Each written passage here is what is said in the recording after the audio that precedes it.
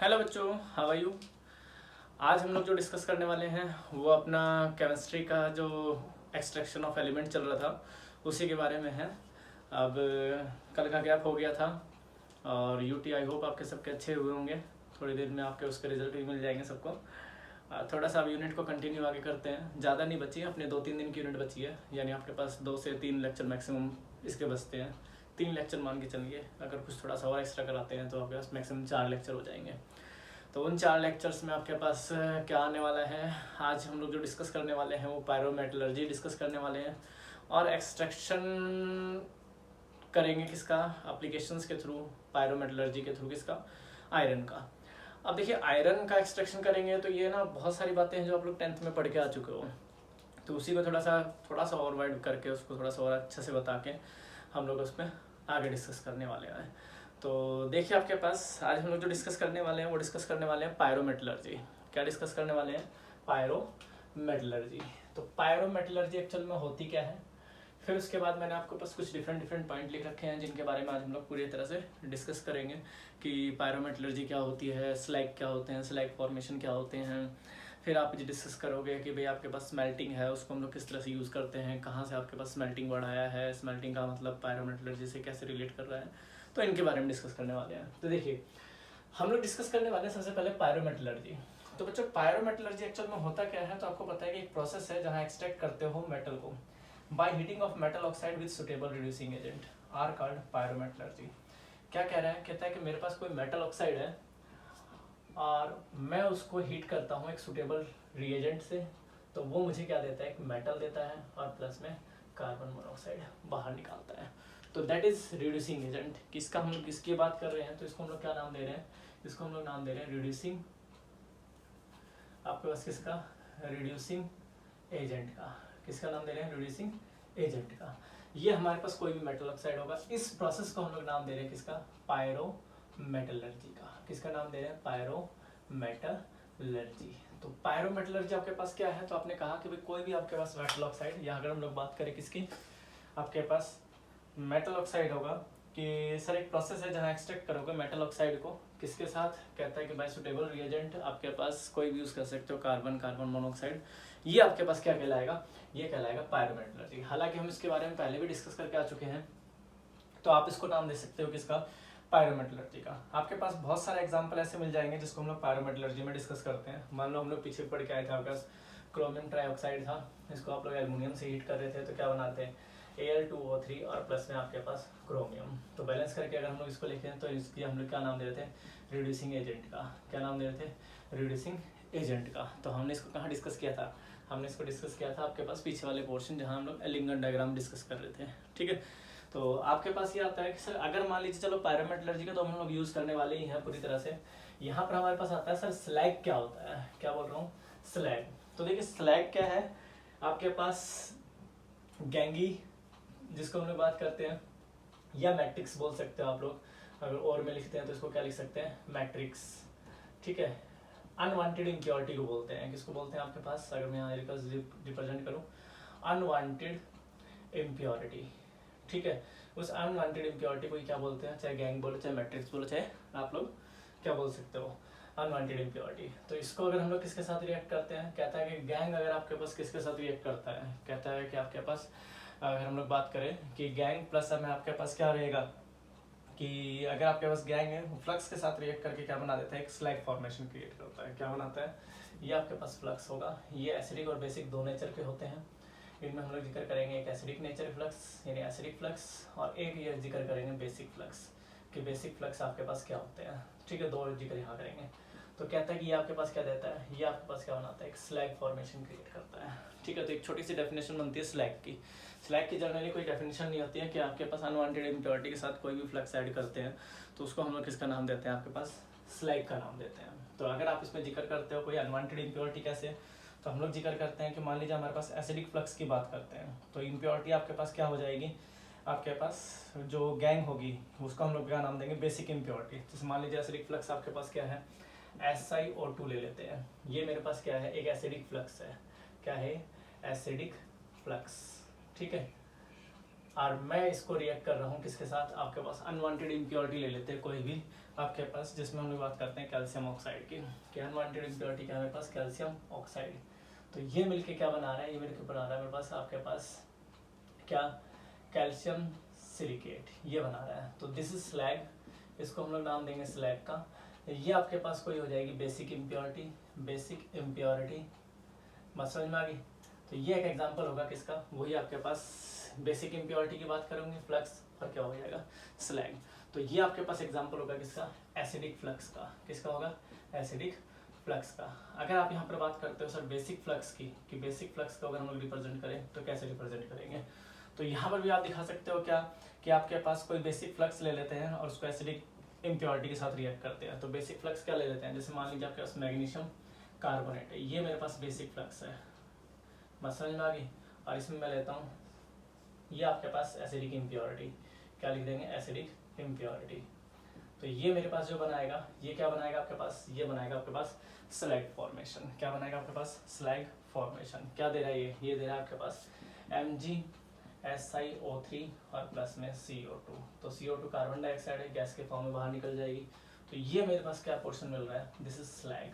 तो ये स्लैग है, ये फ्लक्स है, ये इम्प्योरिटी है। तो मैंने आपसे जैसे जिक्र किया कि गैंग प्लस फ्लक्स प्लस आपके पास क्या दे देगा, स्लैग देगा।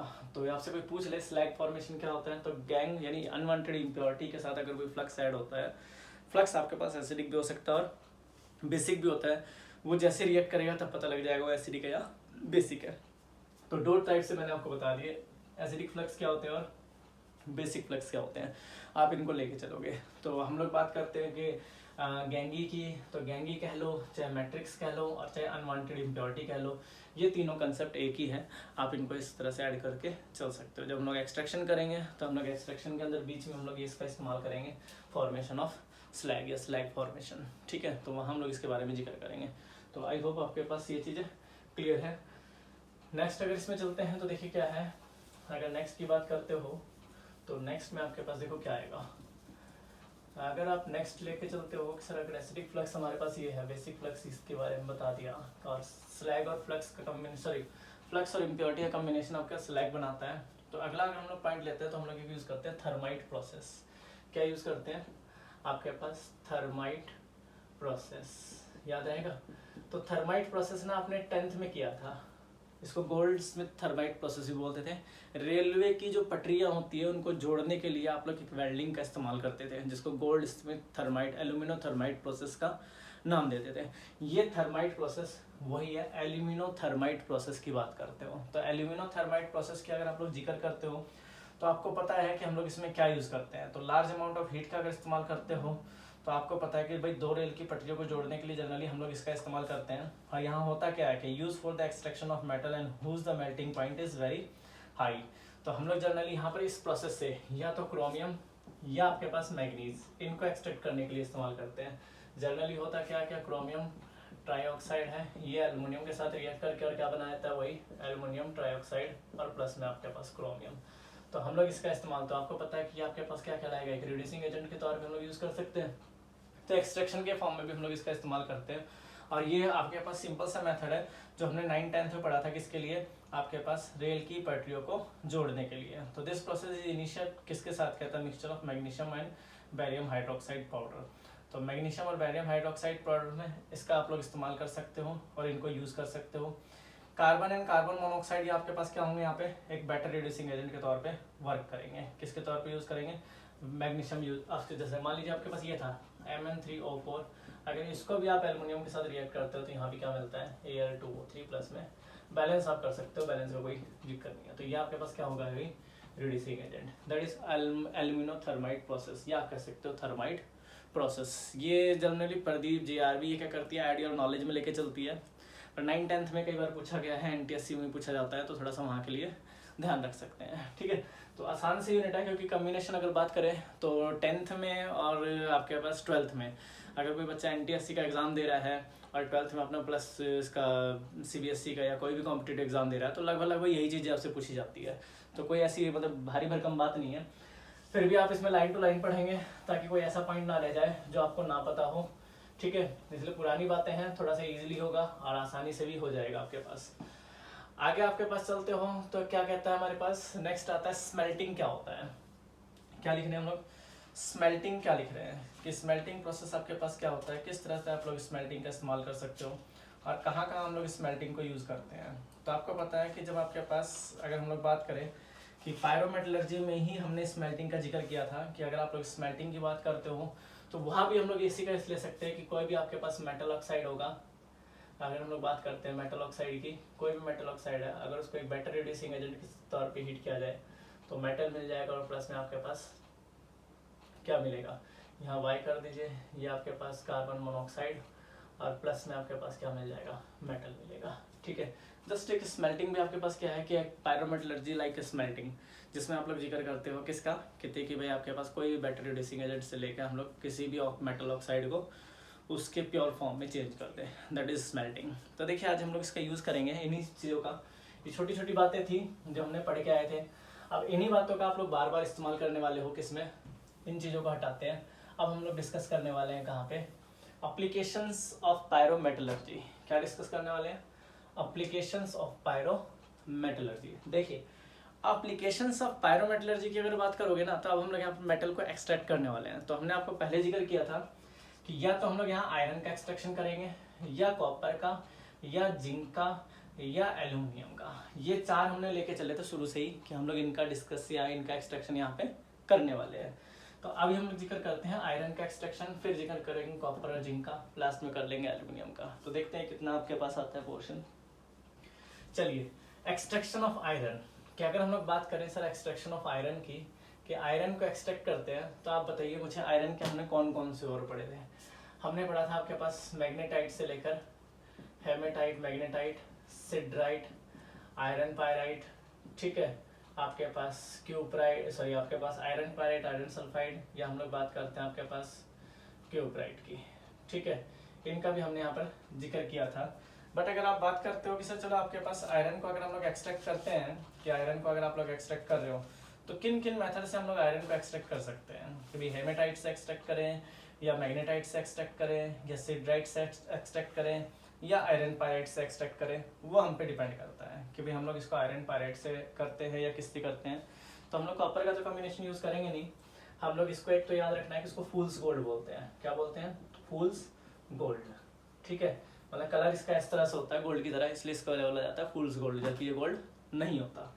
और अगर आप बात करते हो किसकी, कि अगर हम लोग बात करें सर आपके पास हेमेटाइट और मैग्नेटाइट की, कि अगर मैं हेमेटाइट का इस्तेमाल करता हूँ या मैग्नेटाइट का, तो जनरली ध्यान रखना आपके पास यहाँ पर हम लोग किसका इस्तेमाल करते हैं, हेमेटाइट का, कि हेमेटाइट का आप लोग यहाँ ज़्यादा इस्तेमाल करते हो बजाय आपके पास किसके, मैग्नेटाइट के। तो ये तीन चार बातें हैं जो आपको याद रखनी है कि सर आपके पास अगर हम लोग बात करते हैं सिडराइट की, आपके पास बात करते हो आयरन पायराइट की, या हम लोग बात करते हैं किसकी, हेमेटाइट या मैग्नेटाइट की, तो अब हम लोग इससे कैसे हम एक मेटल को एक्सट्रैक्ट करें, तो उसके लिए देखिए हम लोग क्या यूज़ करने वाले हैं। अब हम लोग एक यूज़ करने वाले हैं जिसको आप लोग क्या कहते थे, 9th-10th में आप लोगों ने ये मेथड पढ़ा हुआ है। 9th-10th में हम लोग एक्सट्रैक्शन करते थे किसका, आयरन का। अब किस तरह से एक्सट्रैक्ट करोगे, तो आपको पता है कि आयरन को एक्सट्रैक्ट किया जा सकता है magnetite, limonite. Iron not extract by the किससे, कहता है कि आपके पास आयरन सल्फाइड। बात समझ में आ गई, क्योंकि अगर आपसे कोई कहता है कि आयरन सल्फाइड से एक्सट्रैक्ट कीजिए, तो ध्यान रखना हम लोग इससे आयरन को एक्सट्रैक्ट नहीं कर सकते, आयरन को एक्सट्रैक्ट नहीं कर सकते क्योंकि इसमें सल्फाइड की मात्रा बहुत ज़्यादा होती है। तो यहाँ पर हमारे पास क्या होता है, जो आपके पास आयरन की कंटेंट एक परसेंटेज का क्राइटेरिया होता है, वो आपके पास जो रिलेटिव एविडेंस है वो आपके पास बहुत कम होता है, इसलिए हम लोग इसका इस्तेमाल नहीं करते। एक MCQ में पूछे जाने वाले क्वेश्चन है। बाकी आप इसका इस्तेमाल करो Fe2O3, आप Fe3O4 का इस्तेमाल करो, आप FeCO3 का इस्तेमाल करो, कोई दिक्कत नहीं है, डजेंट मीन आपके पास आराम से एक्सट्रैक्ट होगा। बट अगर हम लोग इससे बात करें तो इससे आप लोग एक्सट्रैक्ट नहीं कर सकते, बात ध्यान रख के चलना, ठीक है। तो आगे अगर आप जिक्र करते हैं तो सबसे पहले आता है आपके पास क्या, अब हम लोग बात करते हैं मेथड की, कि मेथड की अगर बात करें तो एक्सट्रैक्शन में कौन कौन से स्टेप ये लोग जनरली फॉलो करते हैं। तो देखिए जनरली हम लोग जो एक्सट्रैक्शन की बात करते हैं ये 3 स्टेप फॉलो होते हैं। सबसे पहले आपको पता है कि जब हम लोग एक्सट्रैक्ट करते हैं मेटल को, तो मेटल आपके पास कहाँ मिलते हैं, बड़े बड़े चट्टानों के फॉर्म में मिलते हैं, राइट। अब बड़े बड़े चट्टानों के फॉर्म में मिलते हैं तो सबसे पहले उसका क्या होगा, पढ़ के आए हैं, सबसे पहले हमने क्या किया था वहाँ पर, कंसंट्रेशन ऑफ और जिसमें आपने क्या किया था, उस बड़े बड़े चट्टानों को छोटे छोटे टुकड़ों की फॉर्म में चेंज करके क्रशिंग एंड ग्राइंडिंग से, या आपके पास हैंड पिकिंग से, या ग्रेविटी सेपरेशन से, या फ्लोथ फ्लोटेशन से आपने उसको इम्प्योरिटी को रिमूव किया था। नेक्स्ट देन आपने क्या किया था, रोस्टिंग। आप एक्सेस ऑफ हीट देके उसको क्या करते थे, रोस्ट करते थे, जहां उसमें अनवांटेड इम्प्योरिटी रिमूव हो जाती थी।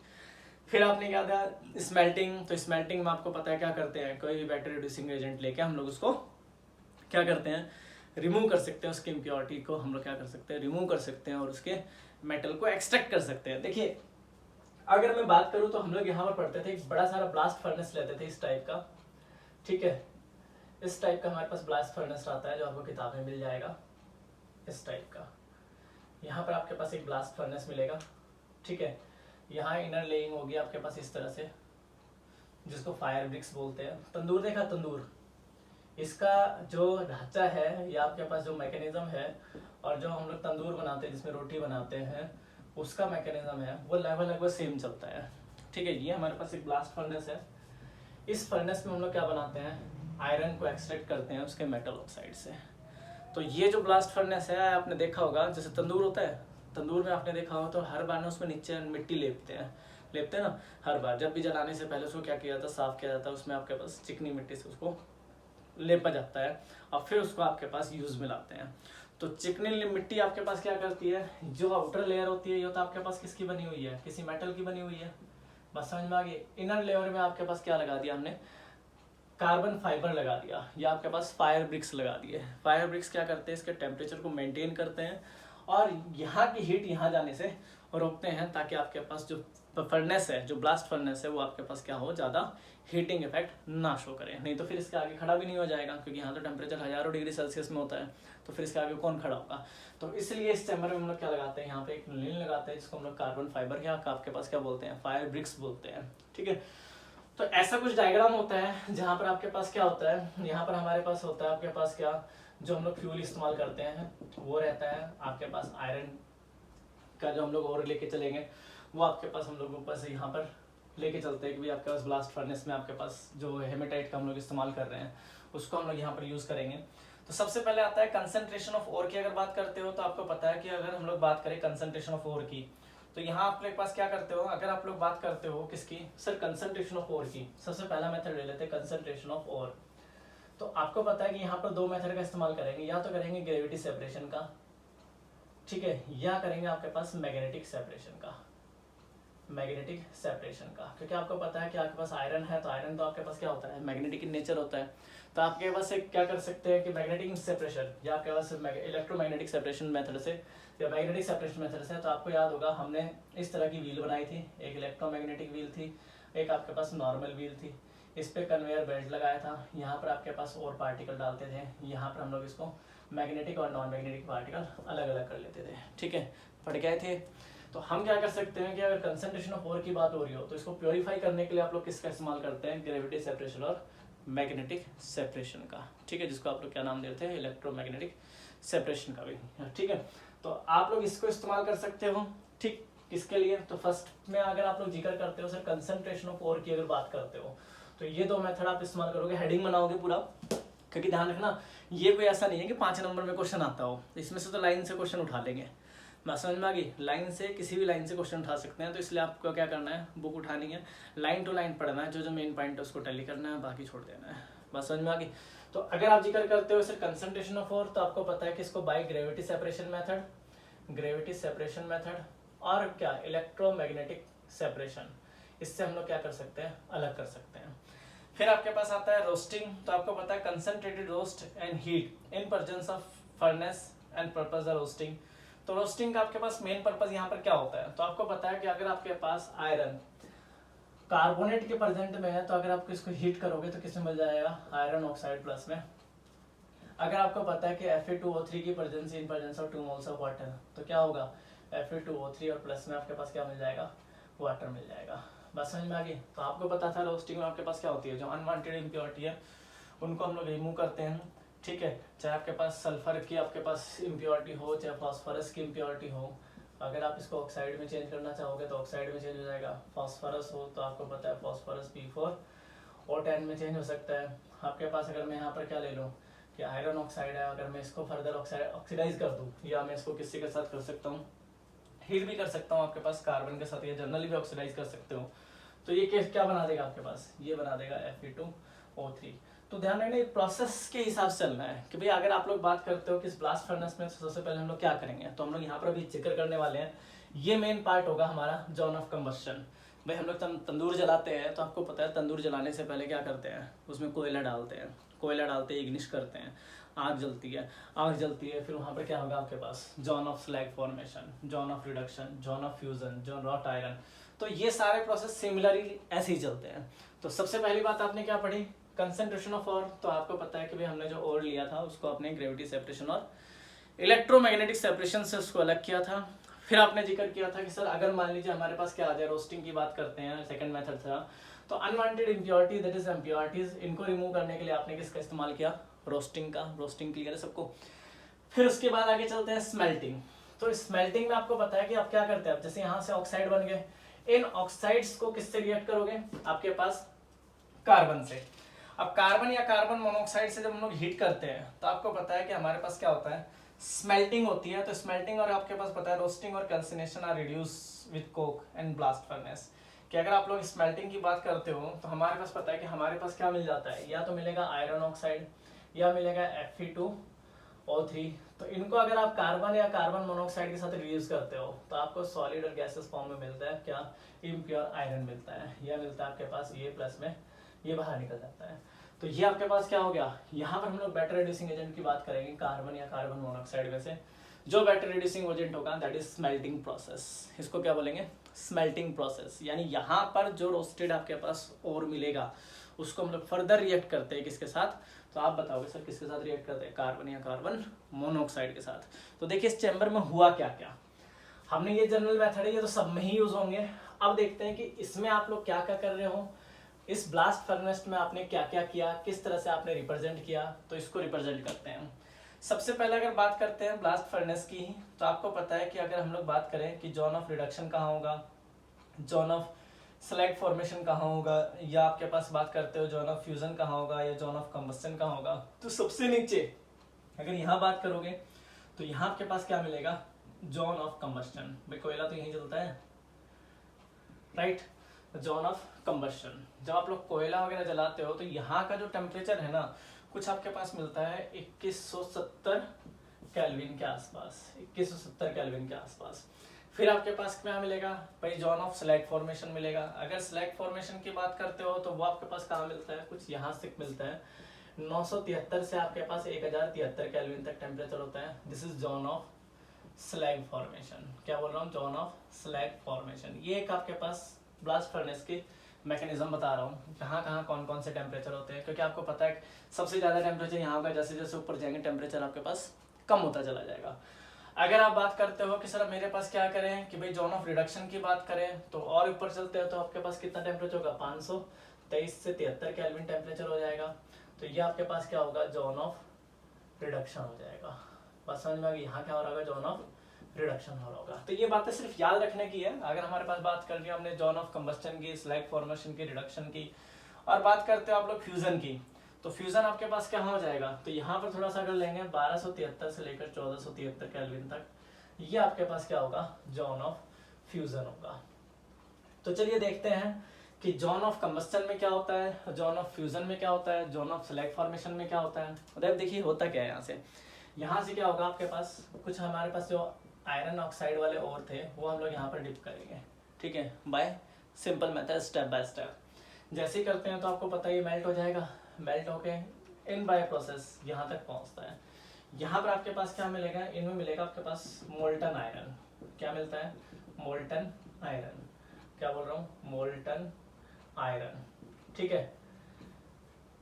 अब मोल्टन आयरन में इम्प्योरिटी मिलेगी, तो इम्प्योरिटी आपके पास कहाँ मिलेगी, यहाँ पर। तो इसमें दो तरह के आयरन आएंगे, एक को बोलेंगे हम लोग पिग आयरन और एक को बोलेंगे हम लोग कास्ट आयरन। क्या बोलेंगे, पिग आयरन और कास्ट आयरन। तो देखिए किन किन को क्या क्या बोलते हैं। सबसे पहले लेते हैं जोन ऑफ कंबस्टन। क्या ले रहा हूँ मैं, zone of combustion. Zone of combustion कि जोन ऑफ कंबस्टन में आपके पास क्या होता है, तो ये आपको ऐसे ही दिखाना है कि जोन ऑफ कंबस्टन में क्या होता है, जोन ऑफ रिडक्शन में क्या होता है, जोन ऑफ फ्यूजन में क्या होता है। तो सबसे पहले आप दिखाओगे सर जोन ऑफ कंबस्शन। तो जोन ऑफ कंबस्शन में क्या दिखाओगे? अब सिंपल सी बात है, कार्बन को अगर हीट करोगे तो क्या मिलेगा? तो कार्बन को अगर हीट करते हैं इन प्रेजेंस ऑफ ऑक्सीजन तो मुझे क्या मिलता है? कार्बन डाइऑक्साइड प्लस में ढेर सारी एनर्जी। बताओ मिलती है नहीं मिलती? पहले मेथड में तो यही मिलेगी। अगर आप क्या करते हो, यहाँ पर भी आप क्या करते हो कि सर अगर मान लो हमारे पास क्या आता है, जब लोग भट्टी जला लेते हैं तो फर्दर कोयला डालते हैं, कोयला डालते हो तो आपके पास क्या हो जाता है? तो आपको पता है वहाँ से मोनोऑक्साइड गैस प्रोड्यूस होती है। मोनोऑक्साइड को अगर आपके पास फिर मिलता है, या हम लोग बात करते हैं कोयला डालते हैं, कार्बन डाइऑक्साइड है, यहाँ से अगर आपके पास कार्बन होगा तो फिर क्या मिलेगा आपके पास? कार्बन मोनोऑक्साइड प्रोड्यूस होगा। ठीक है, और कार्बन मोनोऑक्साइड प्रोड्यूस होगा तो ये रिएक्शन कौन सी होगी? ये रिएक्शन होगी आपके पास एंडोथर्मिक। कौन सी होगी? एंडोथर्मिक। 163.6 किलो जूल पर मोल एनर्जी, दिस इज एंडोथर्मिक। तो अगर आपसे कोई पूछता है कि हमारे पास अगर हम लोग बात करें सर किसकी? जोन ऑफ कंबस्टन की, तो ये दो रिएक्शन बतानी है आपको बस। जोन ऑफ कंबस्टन में क्या होगा कि भाई कोयला लिया, इग्निश करोगे तो क्या करेंगे भाई? जलाने के लिए तो आप इसको हीट करोगे ही, ऑक्सीजन के प्रेजेंस में जलाओगे तो ढेर सारी एनर्जी, हमें यही चाहिए। फिर फर्दर कोयला डालते हैं, कोक डाला इसके अंदर, रिएक्ट करके मोनोऑक्साइड, तो यहाँ क्या हुआ? सिस्टम ने एनर्जी एब्जॉर्ब की, यानी टेम्परेचर थोड़ा सा कम होने लग जाएगा।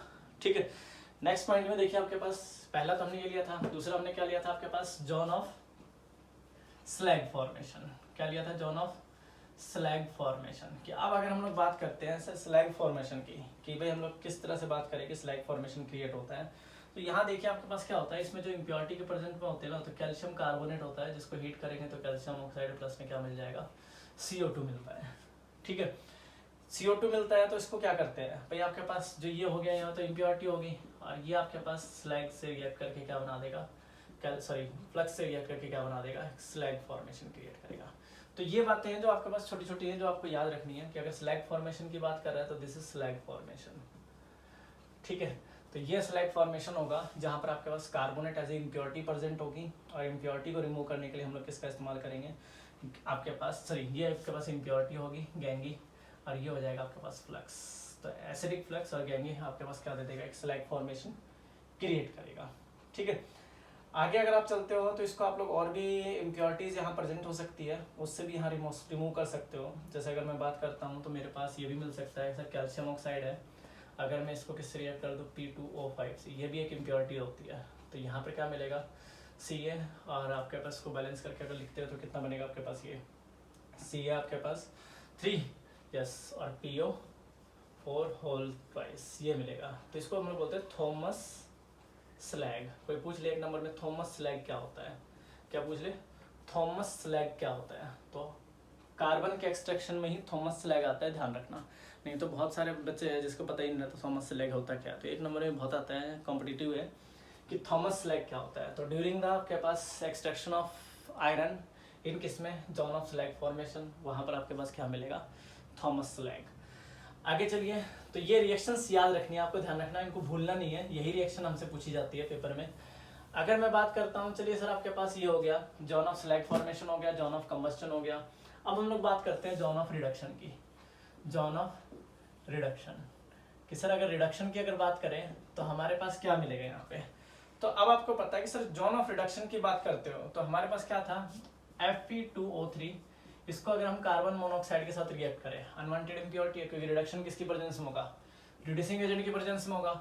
अब रिड्यूसिंग एजेंट के प्रेजेंस में होगा तो आपके पास क्या बनेगा? तो देखिए ये आपके पास यहाँ होता है 573 से, ये याद रखना 673 केल्विन, ये मिला देगा आपके पास Fe3O4 और प्लस में कार्बन डाइऑक्साइड बाहर। बैलेंस आप लोग कर सकते हो। ठीक है, Fe2O3 प्लस में कार्बन डाइऑक्साइड बाहर। फिर क्या होता है, जैसे जैसे आपके पास यहाँ हम लोग आते हैं इस चैम्बर में, तो ये आपके पास फर्दर रिएक्ट करता है Fe2O3 आपके पास किसके साथ? कार्बन मोनोऑक्साइड के साथ। क्या देगा आपके पास? 873 केल्विन पे इसको हीट करते हैं, ये क्या दे देगा यहाँ पे?